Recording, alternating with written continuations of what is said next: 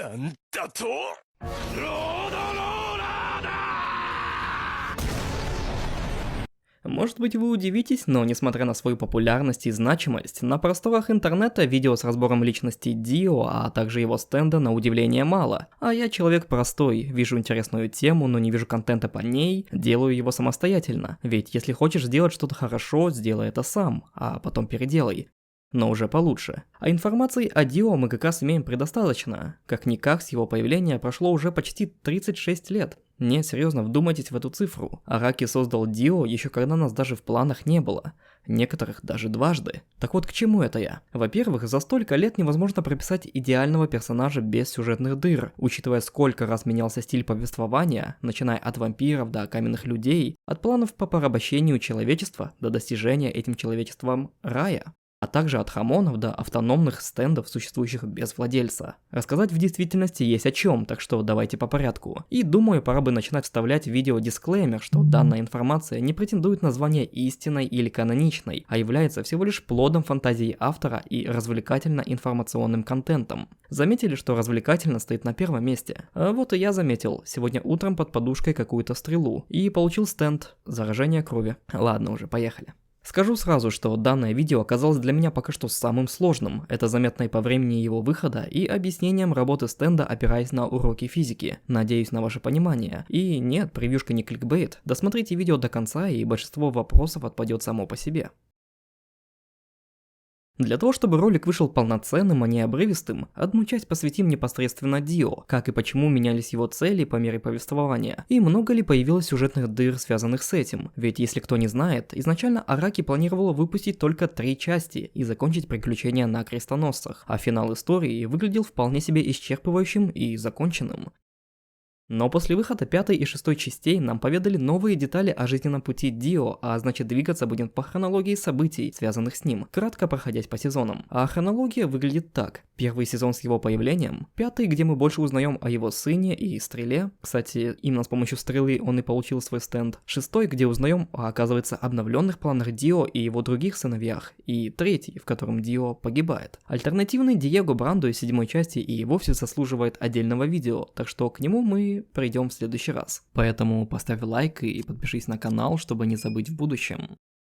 Итак, в первой половине первого сезона на тот момент еще Дио Брандо имел одну единственную цель – выбраться из нищеты и стать самым богатым человеком на земле, ведь в то время он думал, что деньги – это высшая власть, к которой стоит стремиться. И эта черта желать того, чего не имеешь, подвластна абсолютно каждому человеку. Разница лишь в том, что Дио никогда не отличался совестью или симпатией к людям, а значит, для достижения своей цели он будет готов идти по головам. Таким образом, не упустив возможности и попав в семью Джастаров, наш злодей понимает, что быть при бабках – это далеко не потолок его возможностей, а если это не предел, то значит нужно желать еще большего, а именно господства над людьми. И так в очередной раз он, не упустив возможности и использовав каменную маску, получает невообразимую силу, с помощью которой уже можно и человечество покорить, чем он вполне успешно и занимался бы, если не понял, что и это не является пределом. Ведь быть вампиром и иметь господство над людьми, конечно, круто, но это не есть абсолютная сила. Ведь так исторически сложилось, что вампиры не переносят дневной свет, а это уже заявочка на то, что пора бы и получить контроль над всем миром. Буквально его стенд называется The World, что означает не просто мир, а именно этот мир, в котором он живет. Ну, понимаете, приписка The означает указание на определенный предмет. Сегодня и английский подтянем, и урок физики проведем. И кто еще скажет, что джоджо-ютуберы бесполезны?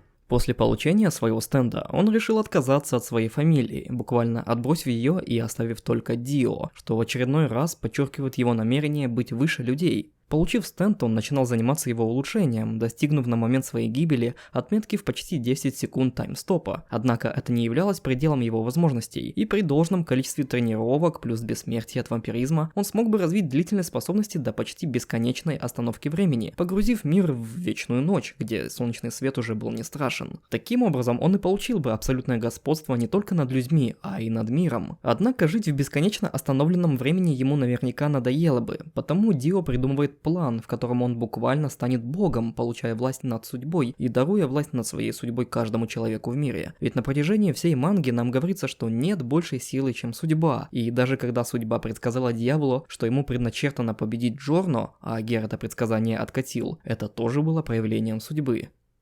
Так вот, кратко подсуммируем мотивацию и цели Дио, помечая их галочкой. Власть над богатством? Есть. Власть над людьми? Есть.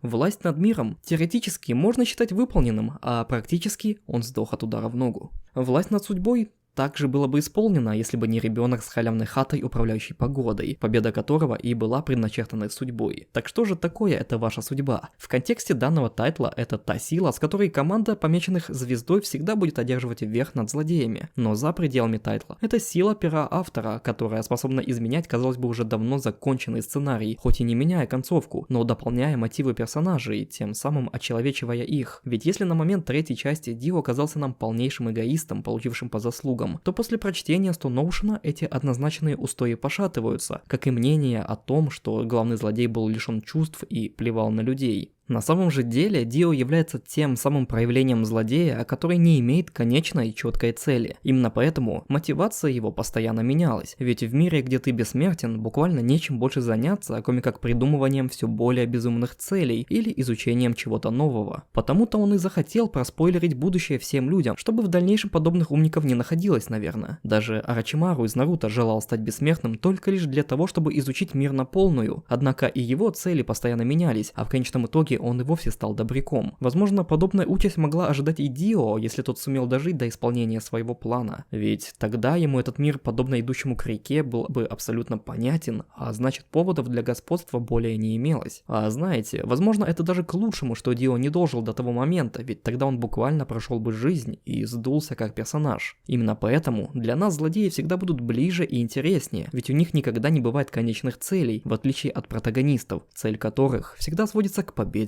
над злодеем.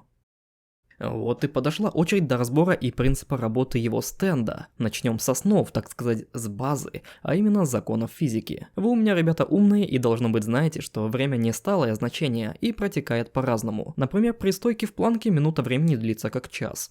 Ладно, давайте другой пример. В фильме «Интерстеллар» многие физические свойства планет были достаточно точно показаны. Как и тот самый мем, где 1 час на этой планете равен 7 годам на Земле, на самом деле вполне реалистичен. Все дело в гравитационном влиянии, которое у разных космических объектов разное, и чем ближе мы находимся к центру гравитации, тем медленнее протекает время. Конечно, некорректно сравнивать принцип работы суперспособностей из манги и настоящей физики, но для каждой способности так или иначе можно попробовать найти теоретически реальное объяснение, хоть и откидывая многие важные факторы. Таким образом, я могу предположить, что принцип работы The World может быть основан на становлении Дио центром гравитации, подобно черной дыре, ведь гравитация вблизи нее настолько огромная, что время там почти не движется. Немного забегая наперед, скажу, что мое предположение имеет место быть, ведь The World манипулирует временем, а Симун, также становясь центром гравитации, манипулирует пространством. Так что это получается Симун и Завардо стенды одного типа? Ну, это уже точно походит на шизотеорию, которых в моих видео подобного формата будет предостаточно. В любом случае, этот вопрос оставлю для обсуждения в комментариях ниже, а мы продолжим. Конечно, Дио не становится буквально черной дырой со всеми вытекающими последствиями, а лишь получает схожее свойство. Для примера возьмем способность Эхоса Акт 3, которая, вопреки мнению многих, в том числе и комментаторов из видео про замены стендов Джо Бро, является прижимом объекта к Земле не давлением, а увеличением их массы, что способствует притяжению к центру Земли, то есть к ее ядру. И масса объекта увеличивается не путем подкладывания гантелей в трусы противнику, а увеличения значения силы гравитации, ведь чем больше масса, тем сильнее притяжение. Да, именно поэтому идея о том, что Валентайн сможет переместиться в другое измерение от прижима Эхоса является ошибочной. Так или иначе, мы можем видеть, что некоторые из стендов Джоджо в той или иной мере основаны на гравитации. Просто достигаемый эффект, радиус действия и влияние на окружение отличаются между собой. К тому же, обращали ли вы внимание, каким образом Дио удается контактировать с объектами в таймстопе? Когда он прикасается к своим ножам и метает их, они ведут себя вполне корректно. Однако при их отдалении от владельца четко видно, как скорость ножей замедляется и останавливается в аккурат возле противника, а не делает из них решето или пончик, как в случае, если удар нанесет лично Дио. И еще, не кажется вам немного парадоксально то, что в так называемом остановленном времени злодей отсчитывает время до окончания действия своей способности? То есть сама идея остановки времени на определенное время уже звучит несколько абсурдно, а вот замедление его течения, мерой длины которого и будут земные секунды, звучит куда более убедительно. В таком случае появляется вопрос, а если это не остановка времени, то почему люди не помнят, что произошло за те условные 9 секунд, в которых двигался Дио?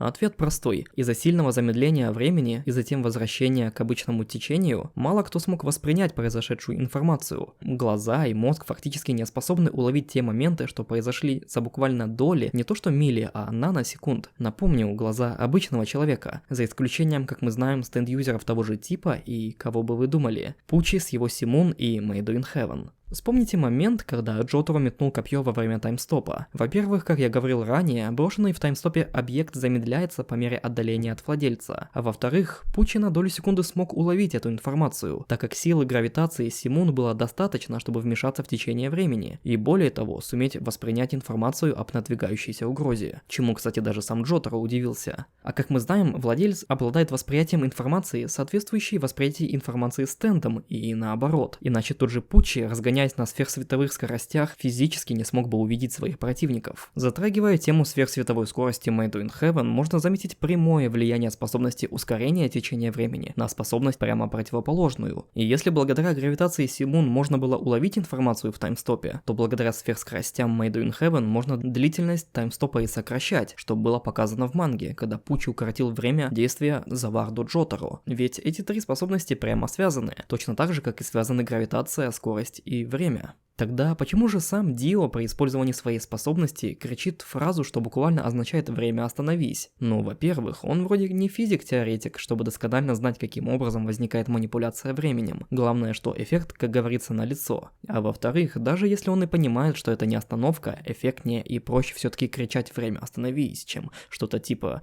«время замедли свой ход до сверхмалых скоростей». Надеюсь, в видео было достаточное количество аргументов, подтверждающих, что остановка времени на самом деле не остановка. Ну а если для вас вопросов оказалось больше, чем ответов, то добро пожаловать в комментарии ниже, а также в мой телеграм-канал, где тоже сможете задать свои вопросики в чатик. Помимо личного общения, вы найдете больше новостей о жизни канала и другие интересности. Например, почему видео стали выходить так редко и что вообще автор забыл в Южной Корее. Отдельная благодарность за донат Джо Бро с ником Бёрн со вкусом яблока. Уважение тебе от любителя монстра со вкусом яблока. А если ты тоже хочешь поддержать автора, то можешь это сделать на Патреоне или в Buy Me a Coffee по ссылке в описании. Всех поддержавших обязательно отмечу в конце видео. А на сегодня я буду заканчивать. Спасибо за твое внимание. Постарайся случайно не стать центром гравитации, и еще увидимся.